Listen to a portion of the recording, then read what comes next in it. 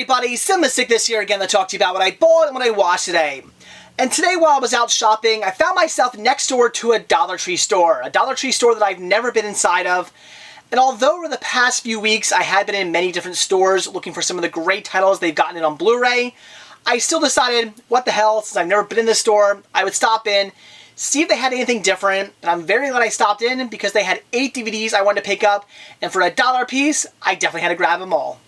Now, each title I picked up today was a complete blind buy. I know nothing about these movies, but for $1 a piece, I definitely wanted to grab them. And the first title I picked up was Fox Legends. This is apparently a martial arts comedy. Wasn't quite sure if I wanted to grab it or not, but I did look up reviews, and it gets pretty good reviews. Apparently it has really good martial arts. I love a good martial arts film, so I definitely had to pick it up. Then I grabbed Joe Louis, America's Hero Betrayed. Now, I am not a boxing fan. I know very little about boxing. I've never seen a single boxing match. It's just something I'm not all that into. But I do love really good documentaries, and I love learning about people. This is an HBO documentary. Those are usually very well done, especially their documentaries on sports stars. So this, I definitely had to pick up, and I can't wait to check out. Next, I grabbed Falling Angels. It was $1, it won some awards, and it gets great reviews. That was more than enough reason for me to pick it up. Then I picked up Turbulence. This is a movie I've been passing up for years now. I come across this all the time at flea markets and in pawn shops, but like I said, I always pass it up. I'm not sure why. So for $1, brand new, finally had to pick it up. Then I grabbed Everyday People. The synopsis sounded interesting, so I looked up some reviews, and it gets great reviews, so for $1, I had to grab it. Next, I grabbed Ten Benny, which stars Adrian Brody.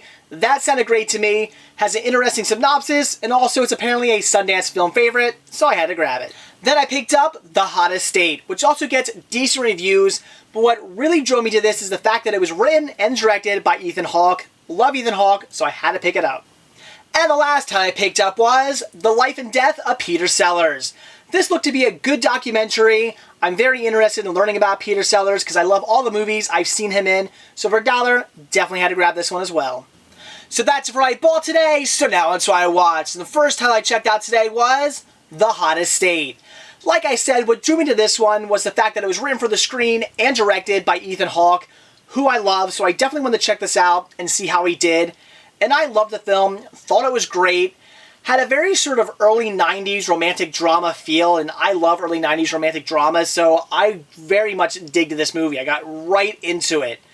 I love the story about the two characters, a boy and a girl falling in love with each other, but who both have abandonment issues.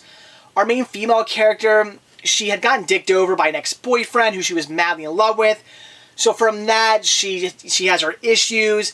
And our main male character, he had been abandoned by his father, played by Ethan Hawke, so he has abandonment issues from that. So they end up completely falling in love with each other. Everything seems so great and wonderful. And the girl ends up breaking up with the guy because, again, of her issues. She gets scared kind of that she's getting too close and she doesn't want to get hurt again, so she pulls away. And our main male character kind of goes a bit crazy since he has abandonment issues and she's abandoning him. But what I love is how he goes crazy. He's not, a psychopath. He's not trying to kill or anything like that. But he acts like, I think, how most of us have all acted at one point. All, calling her, crying over her, standing outside her house, yelling things up at her. I mean, just constantly bugging her. But not so much in a sort of crazy stalker kind of way, but just in a, he's just so in love with her. And he's not thinking straight. And he's just doing things that just seem right at the time, but in hindsight, they're just completely the wrong thing to do. And like I said, we've all been there. I was watching this going, yeah, I've done those same things when a certain girl has broken my heart. I've called her a million times, left 100 different messages. I would show up at places I knew she would be to talk to her. I would try to see her. I would take every little thing that she said that, I could have taken as, oh, maybe that means she wants to get back with me. Little things like that this character did, I just loved. I thought it seemed very true to life. So a great movie, not too much more than what I just explained about two people falling in love and then the issues they have while breaking up. That is really the whole premise of the movie, but it was done very well. I thought it was a really well-told story, and again, I like how it was sort of true to life. So I would definitely recommend picking this one up. And the second title I watched today was The Life and Death of Peter Sellers, which has led me to believe one of two things. Either A, this movie was extremely embellished, or B, Peter Sellers is a complete nutcase. Now, I really don't know much about Peter Sellers other than what I've supposedly learned from this film. So if you know more about him and you've seen this movie, clue me in. Let me know if this was extremely embellished or if he actually is this much of a psychopath. Because after watching this, I was led to believe that he's definitely got some issues. The man was just completely nuts. I really did enjoy this story, though. It was really well told. I thought it had an extremely great lineup. The cast in this was fantastic. They all did a great job. Especially Jeffrey Rush. And I've always really enjoyed him as an actor. I've always thought he was just amazing in everything I've ever seen him in. And this one definitely just cements my thoughts on him being such a great actor, because he has to play a ton of characters in this. He not only has to play Peter Sellers, but then he has to play Peter Sellers as other characters. He plays the other characters that Peter Sellers has played throughout different movies. He does a fantastic job with all those different characters. And then also, the movie does take some artsy turns at times. And even though they'll have an actual actor and actress playing a character all throughout the movie, all of a sudden the camera might pan away and then pan back, and Jeffrey Rush will be playing that character. But it's sort of weird because he's playing that character as the actress playing that character, or the actor playing that character, if that makes any sense. So again, it does take these sort of artsy turns where Jeffrey Rush is just playing a boatload of different people throughout this movie, and it just really made me realize that, you know, even though I thought he's been great all these years, he's even better than I ever thought of an actor that he was. He is fantastic, and he does such a great job in this movie. So I thought this was a really well-told story. It was a fun movie to watch. Maybe I could have left the artsy parts out. That did seem a little weird at times. I get what they were going for, but it just didn't seem to fit the movie, you know, all the time. Sometimes they would do one of the little artsy bits, and I go, okay, it seems a little out of place. So maybe I could have left them out, but they did work, and they were okay in the film. So I would definitely recommend checking this one out. It was, again, really interesting, and Jeffrey Rush was just fantastic in it.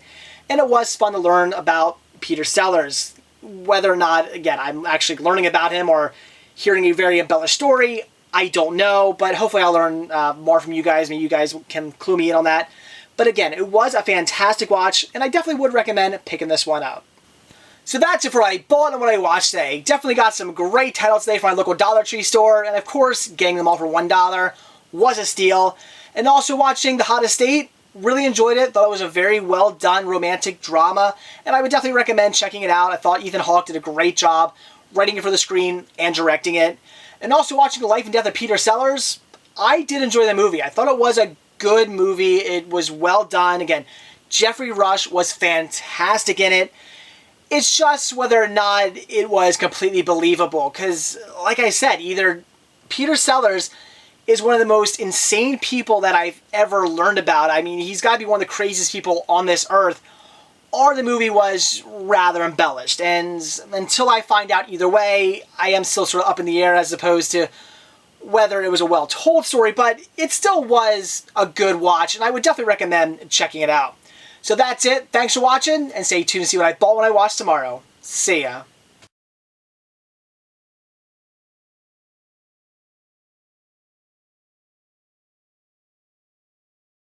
Next I grabbed 10 Benny. It stars Adrian Boney.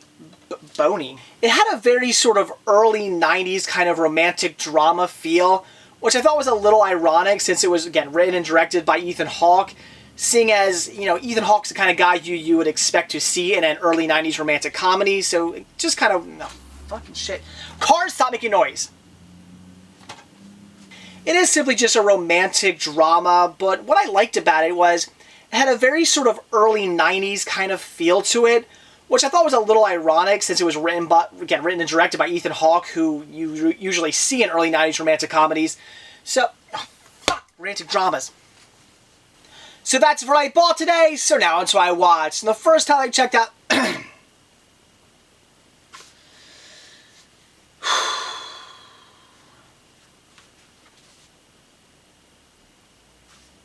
And I thought it was a great movie. Very interesting. I really liked the way it flowed and the way it was written and directed.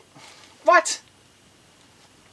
madly in love with him, followed him off to college, and wanted to just basically marry this man, and he completely dicked her over, so now she has issues, and our main boy, God damn it! All of a sudden, Jeffrey Rush will be playing different characters throughout the movie. There'll be a director throughout the entire movie, and all of a sudden they'll pan away and pan back, and the fucking cunt.